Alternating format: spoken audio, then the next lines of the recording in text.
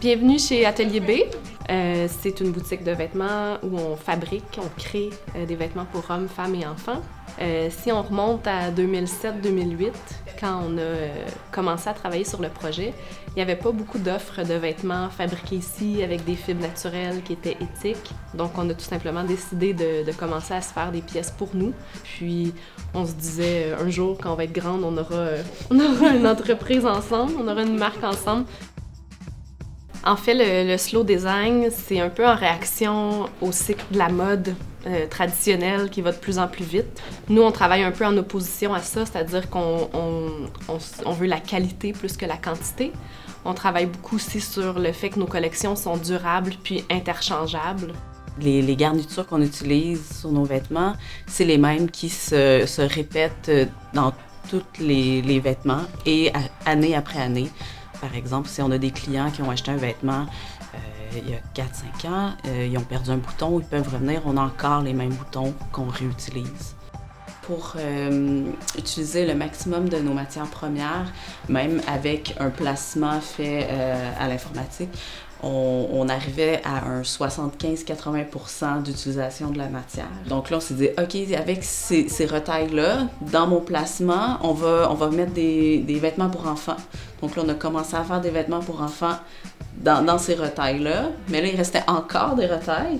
Et là, on a décidé de faire des petites pluches pour enfants. Donc là, on optimisait notre matière première. Mm-hmm. Mais quand même, il restait encore des retailles. Malgré tout notre travail de récupération, justement, il y a quand même 1 à 2 tonnes de fibres. Puis c'est des petites fibres, là, tu sais, c'est des petits morceaux. On peut pas faire d'objets, on peut pas les coudre, en fait.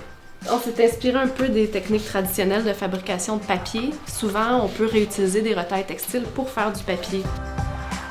On a séparé les matières pour créer des couleurs, des palettes de couleurs, puis on est venu les transformer un peu à la façon du papier, mais en créant des objets 3D.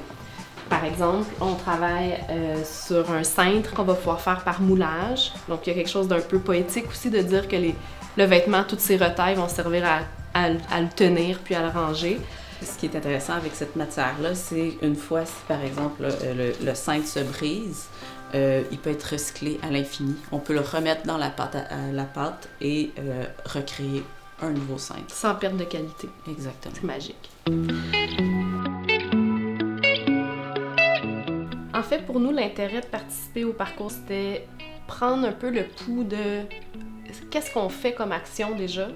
On le fait un peu d'instinct, c'est pas structuré, donc on avait comme besoin de prendre un pas de recul, puis d'aller prendre la mesure en fait de ce qu'on faisait déjà comme action, puis d'aller réfléchir à ça serait quoi les prochaines actions, lesquelles auraient le plus d'impact.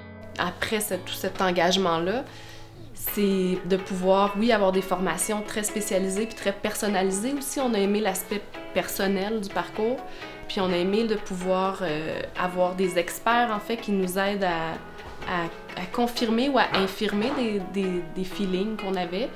On avait des projets de développement durable, puis là, après nous, on va pouvoir continuer, poursuivre, puis aller plus loin. Donc, c'est pas quelque chose qui est terminé, c'est quelque chose d'en cours.